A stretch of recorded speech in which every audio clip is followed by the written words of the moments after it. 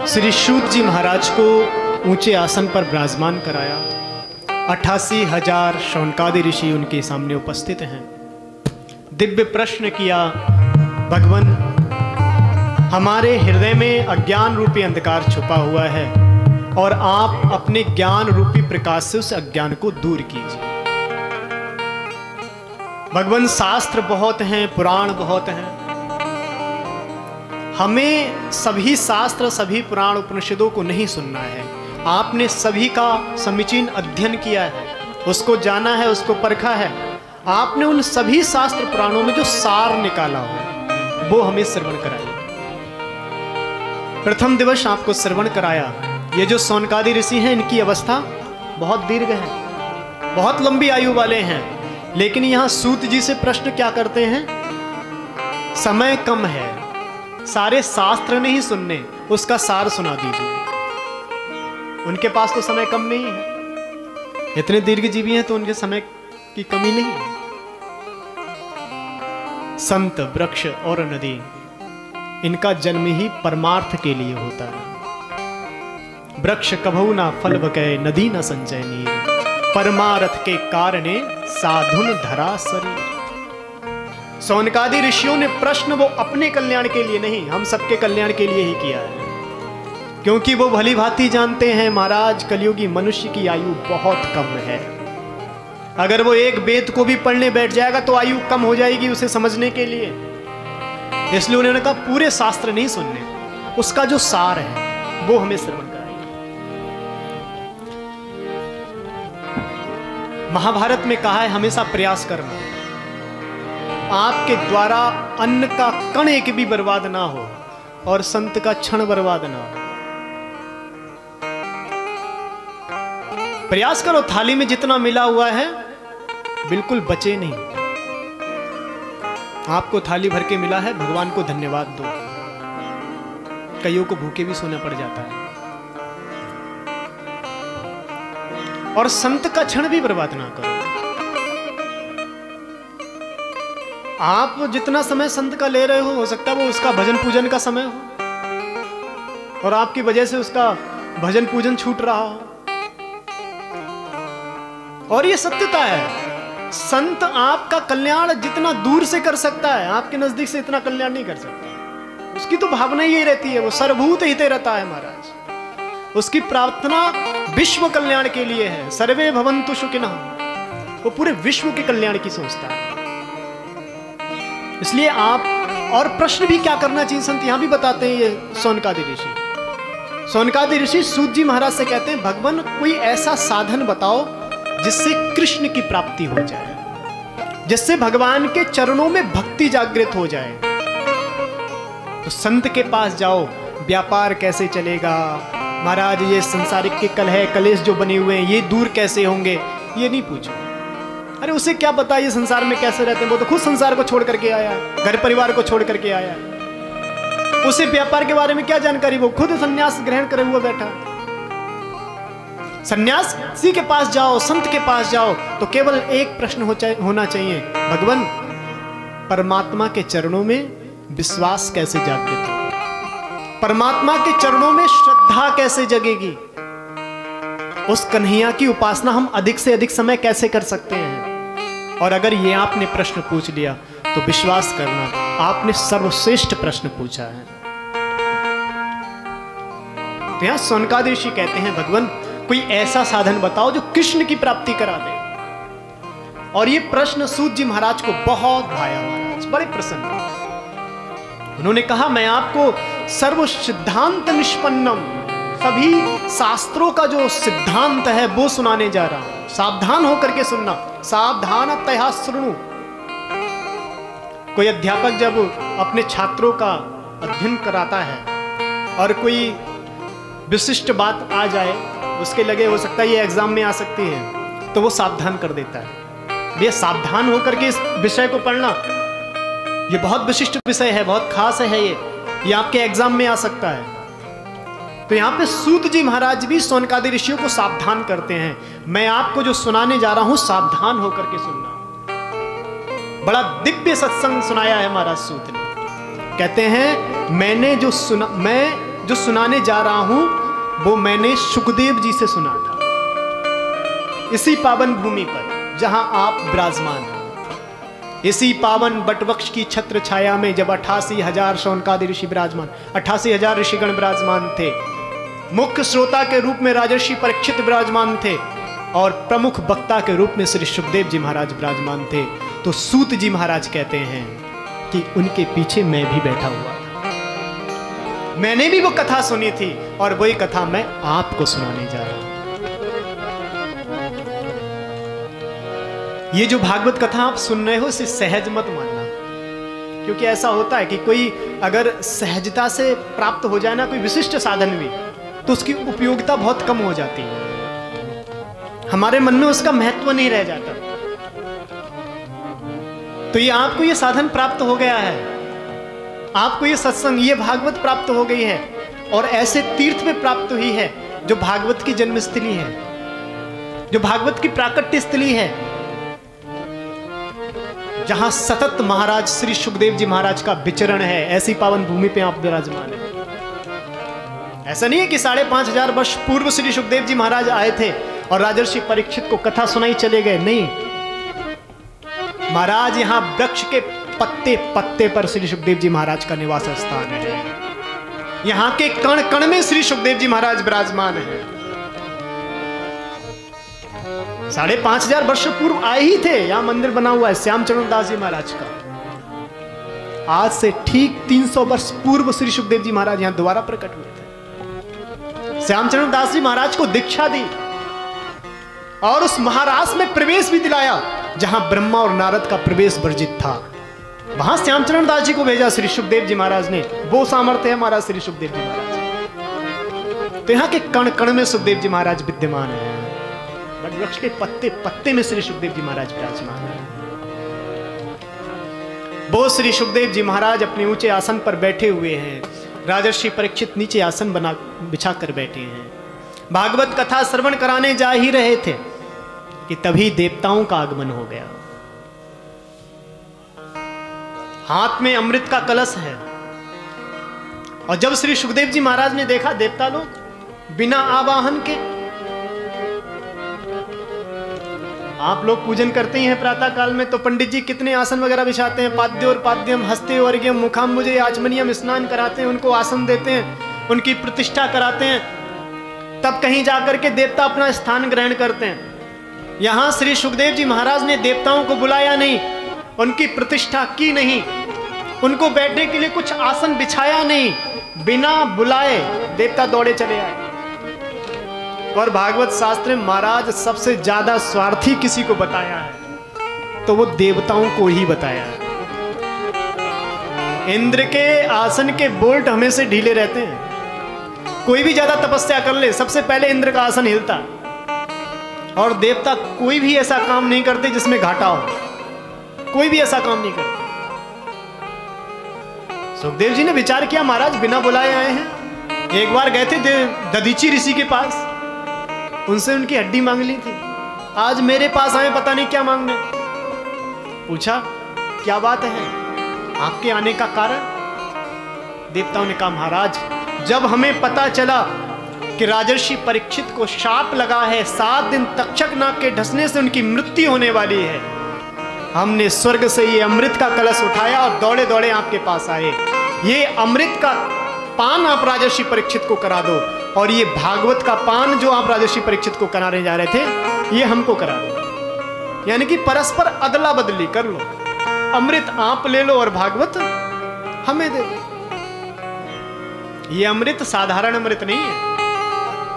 समुद्र मंथन की कथा में आप श्रवण करोगे 14 रत्नों में सबसे विशिष्ट रत्न है ये अमृत,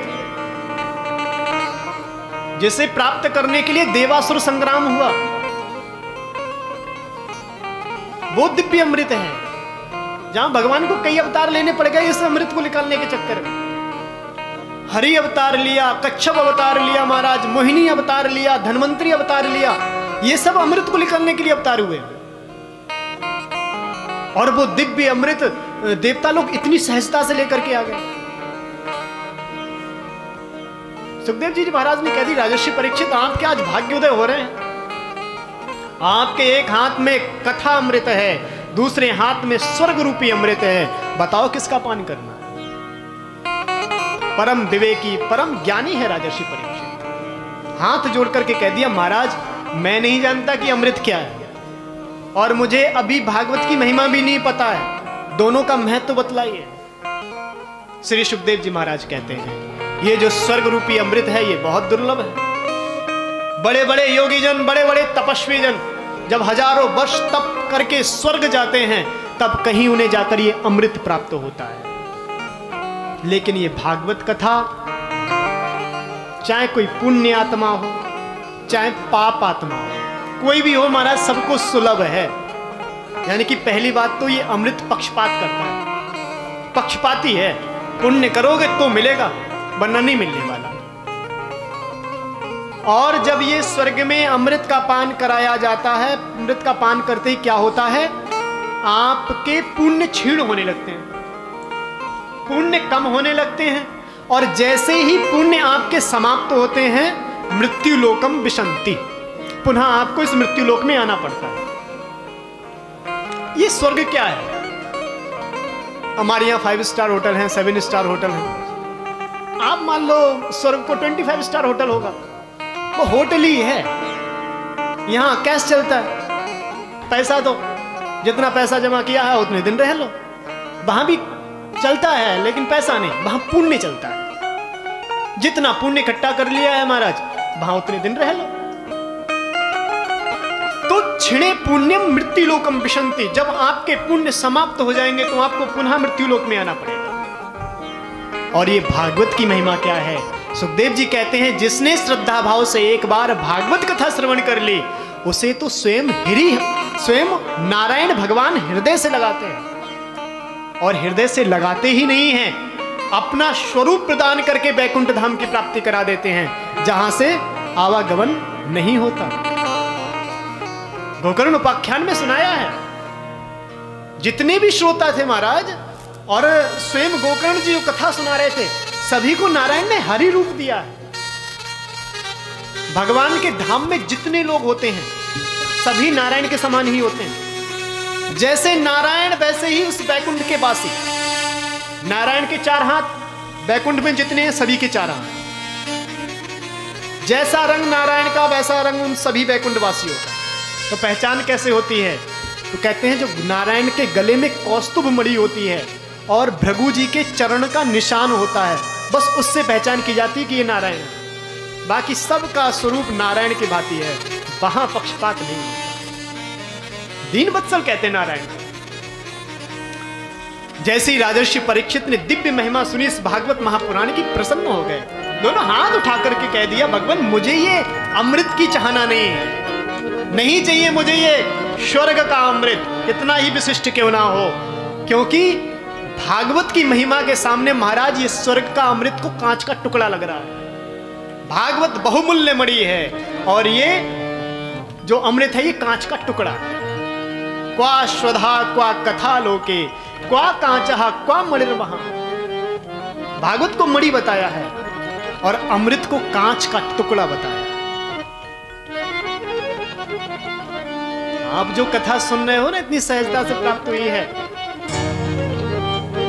आपके पूर्वजों का प्रताप है और नारायण की प्रेरणा से जन्मेजय जी कथा के मुख्य यजमान बने। जब से महाराज भागवत का अध्ययन किया, ये नाम बहुत सुनने में आया। जब हमारा श्रोता भी दिखते जन्म से। सुखदेव जी को सौभाग्य मिला था, राजर्षि परीक्षित को 7 दिन तक कथा श्रवण कराई, और महाराज विश्व विख्यात इस कथा हो गई है। महाराज राजर्षि परीक्षित का राजर्षि नाम दे दिया है श्री सुखदेव जी महाराज। और आज हमारा महाराज सौभाग्य परीक्षित के पुत्र हैं जन्मेजय, आज उनकी नाम राशि को हम श्रवण करा। बोले जय श्री कृष्ण। साधुवाद है इनको। कदाचित कराने वाले तो नारायण ही हैं, लेकिन किसी ना किसी को तो निमित्त बनाते ही। तो इनके माध्यम से हम सभी इस पावन भूमि पर आए और कथा हमें सुनाने का, हमको सुनने का दुर्लभ अवसर प्राप्त हुआ है। तो साधुवाद, धन्यवाद। राजर्षि परीक्षित ने देवताओं को मना कर दिया, उपहास उड़ा दिया देवताओं का, और देवता महाराज बड़े आश्चर्यचकित हुए।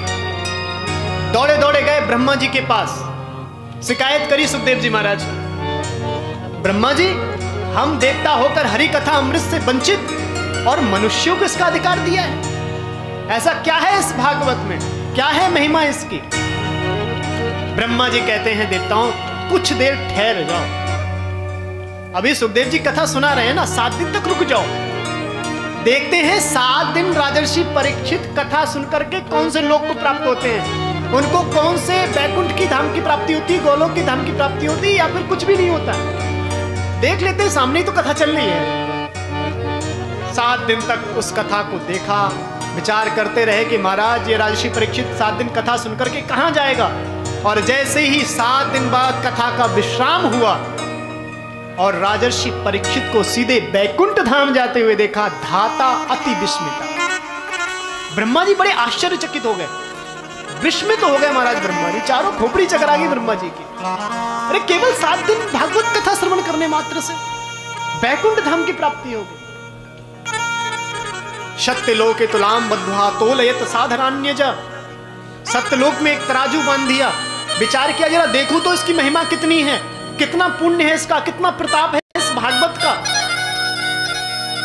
एक पढ़ने पर सारे शास्त्र लिख दिए, उपनिषद रख दिए, पुराण रख दिए, लेकिन जैसे ही दूसरे पढ़ने पर महापुराण स्थापित किया, तो जैसे ही उस महापुराण को स्थापित किया गया, वो महापुराण वाला पढ़ला नीचे झुक गया, बाकी जो शास्त्र रखे थे वो पढ़ला ऊपर उठ गया। जिसमें वजन ज्यादा हो वो पढ़ला नीचे रहता है। सभी ऋषियों ने, स्वयं ब्रह्मा जी ने घोषणा कर दी, श्रीमद् भागवतार्थोऽयं प्रत्यक्षः कृष्ण एव हि। ये जो भागवत है इसे आप साधारण ग्रंथ नहीं समझ सकते, साधारण पोथी मत समझना, साधारण पुस्तक मत समझना। श्रीमद् भागवताख्योऽयं प्रत्यक्षः कृष्ण एव हि, स्वयं भगवान श्री कृष्ण ही इस भागवत के रूप में प्रकट हुए हैं। बोलिए भागवत भगवान कृष्ण कन्हैया लाल। स्वयं भगवान का स्वरूप है ये भागवत। भागवत के शब्द शब्द में, अक्षर अक्षर में श्याम की श्यामलता समाई हुई है। ये 18,000 श्लोकों का दिव्य भगवान श्री कृष्ण का वांग्मयी स्वरूप है महाराज, जिसे 12 स्कंदों में 333 अध्यायों में वर्णित किया गया है। दिव्य भागवत की महिमा विचार करिए। वो भागवत कथा आप सभी के सामने उपस्थित है जो देवताओं के लिए भी दुर्लभ बतलाई है। प्रश्न किया, देखिए ऐसे दिव्य आयोजन और ऐसे सत्संग भाव विचार की शुद्धि के माध्यम से ही संभव है। हमारा मन महाराज बहुत विकृत है, हमेशा कुछ ना कुछ विचार आते ही रहते हैं, और इसीलिए हमारे संत कहते हैं कि श्वास श्वास कृष्ण भजी, वृथा श्वास ना जाए। श्वास श्वास कृष्ण का स्मरण करें, वृथा श्वास। ये सूत्र हमें गोपियों ने दिया है कि कैसे कन्हैया का स्मरण करना चाहिए। गोपियों के पास काम कम नहीं है, उनके पास हजारों गायें हैं, उनका दोहन करना है, उनका भी रक्षण करना है महाराज। और आप देखिए जिसके घर में भी 2-4 गाय होती हैं तो कितना काम हो जाता है वहां पे। तो प्रातः काल उठना, उनको नहलाना धुलाना, सफाई करनी वहां के आसपास की, फिर उनको सानी करनी, फिर दोहन करना, ये सब बहुत काम हो जाते हैं। तो ऐसा नहीं है कि गोपियों ने घर गृहस्थी छोड़ दी, गायों की सेवा छोड़ दी, केवल भगवान का भजन नहीं, गोपियों ने सारे काम किए, लेकिन एक विश्वास ऐसे नहीं ली जिसमें कृष्ण का स्मरण ना हो। सूत्र दिया है, श्वासों की माला पे सिमरू में भी कान्हा, श्वासों की माला पे सिमरू में भी कान्हा,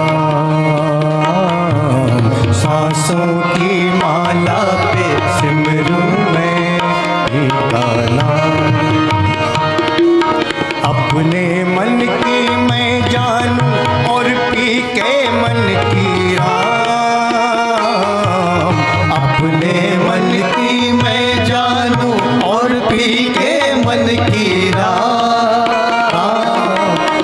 सांसों की माला पे सिमरूं मैं पिता नाम।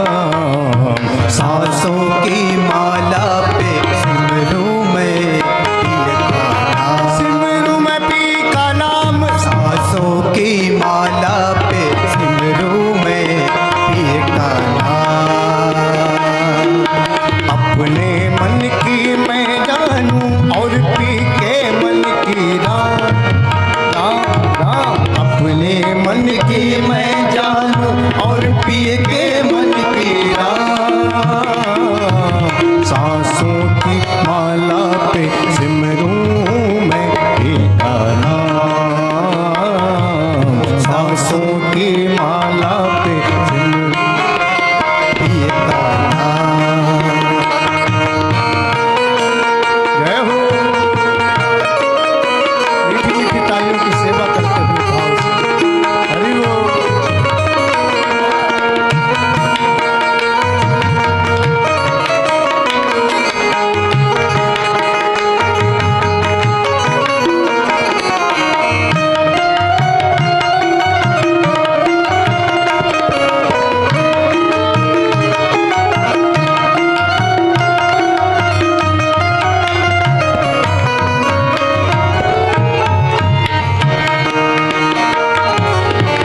प्रेम के रंग में ऐसी डूबी। प्रेम के रंग में ऐसी डूबी। हाँ, प्रेम के रंग में ऐसी डूबी। प्रेम के रंग में ऐसी डूबी। बन गया एक ही रूप। बन गया एक ही रूप। हाँ, प्रेम के रंग में ऐसी डूबी।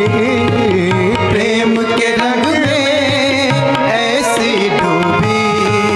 बन गया एक ही रूप। बन गया एक ही रूप। अपने आप से बातें करके हो गई मैं बदनाम। अपने आप से बातें करके हो गई मैं बदनाम।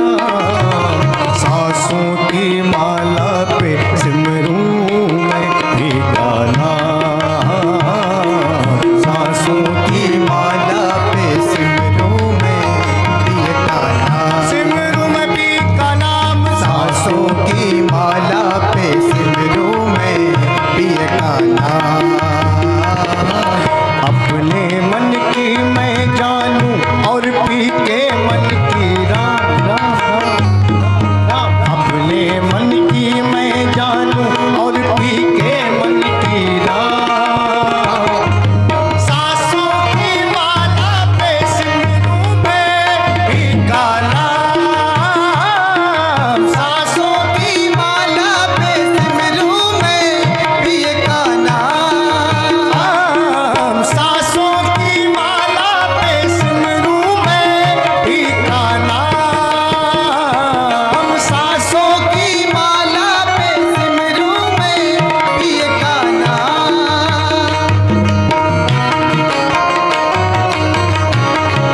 ताली सेवा करते हुए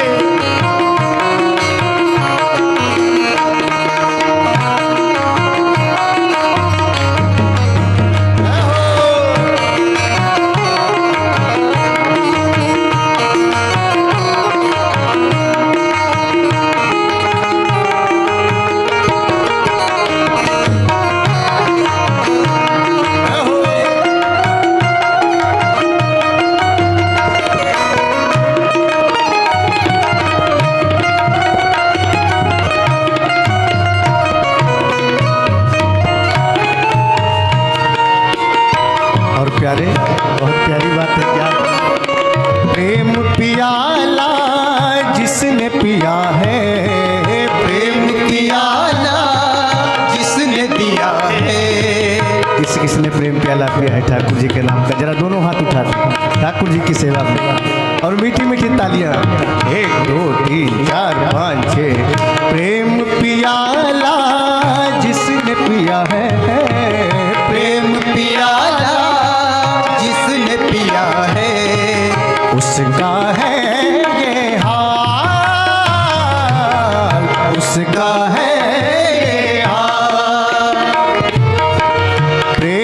पियाला जिसने पिया है, प्रेम पियाला जिसने पिया है, उसका है ये हाल, उसका है ये हाल। क्या हाल है?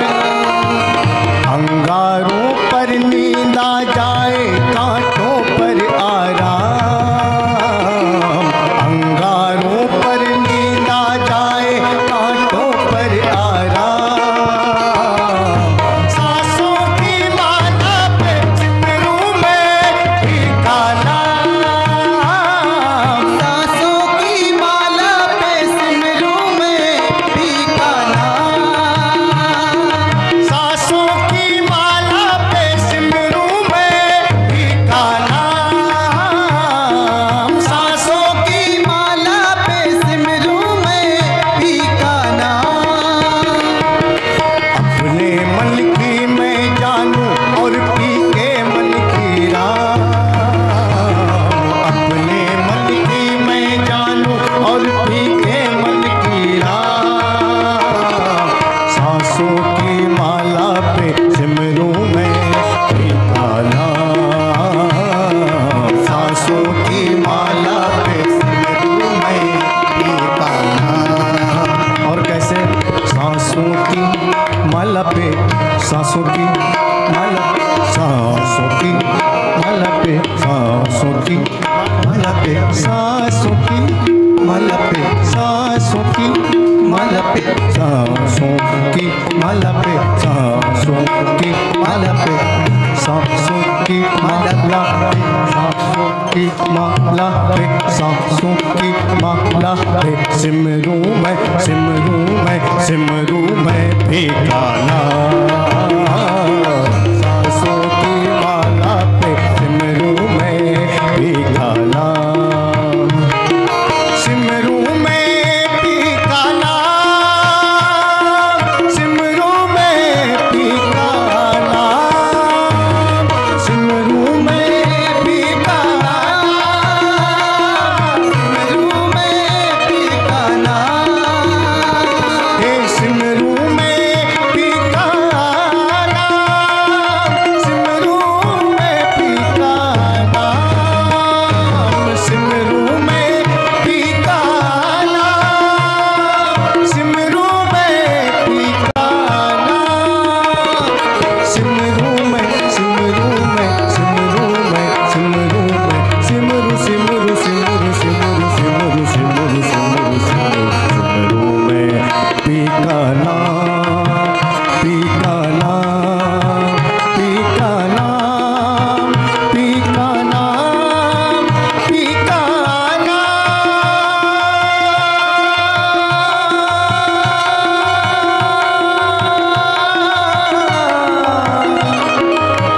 सिमरू मैं फीका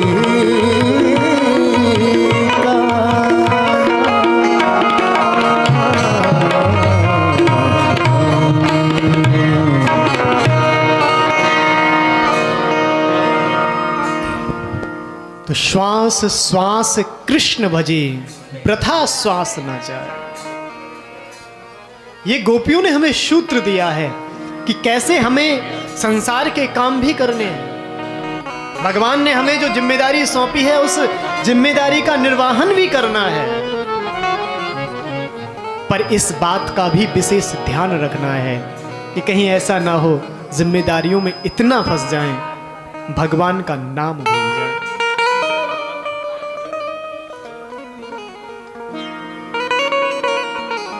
बोलिए जय श्री कृष्ण। जय श्री कृष्ण।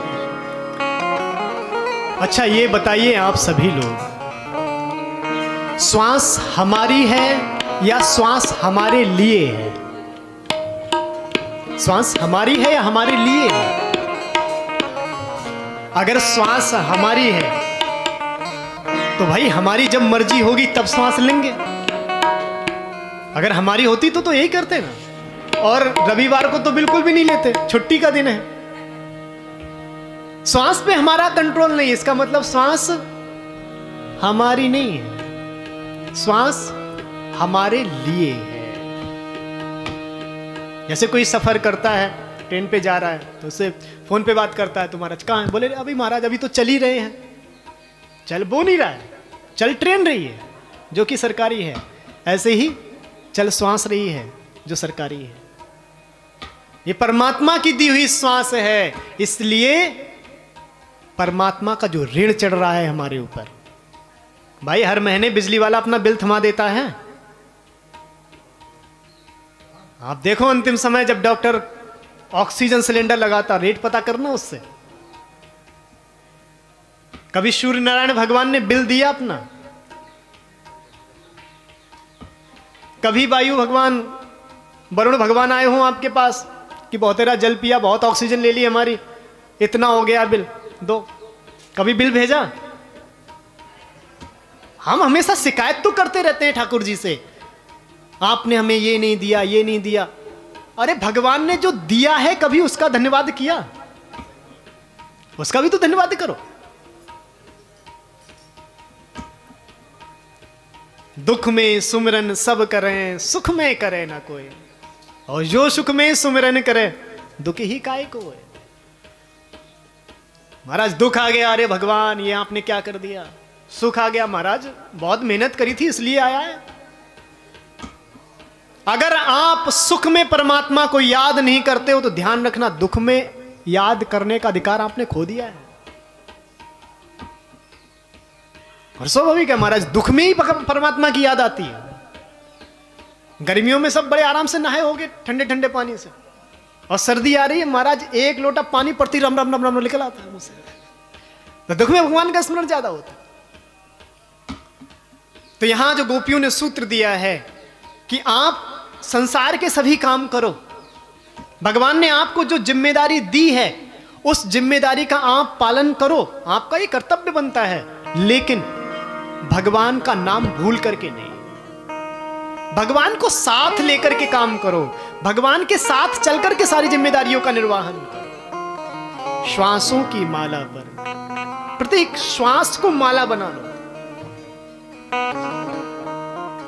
तो राजर्षि परीक्षित ने उस दिव्य अमृत का त्याग किया है। भागवत कथा तब उनको जाकर के प्राप्त हुई है। त्याग तो महाराज करना ही पड़ता। त्याग आपके द्वारा भी है ही महाराज। और आज के समय में किसी से रुपया पैसा मांग लो तो दे देगा, बहुत साधन है महाराज पैसे कमाने के। आज के समय में महाराज सबसे दुर्लभ कोई चीज है तो वो है टाइम। समय नहीं है किसी के पास, कोई समय नहीं दे पाता। और आपने महाराज 7 दिन तक इस पावन तीर्थ पर समय निकाल करके आए हैं। व्यासपीठ पर महाराज बैठकर मैं कहता हूं आप निश्चिंत रहिए, ये समय आपका बर्बाद नहीं जाने वाला। आपने विशिष्ट समय निकाला और विशिष्ट काम के लिए निकाला, आपने समय दान दिया है। और आज के समय महाराज ये समय दान महादान है, समय नहीं है किसी के।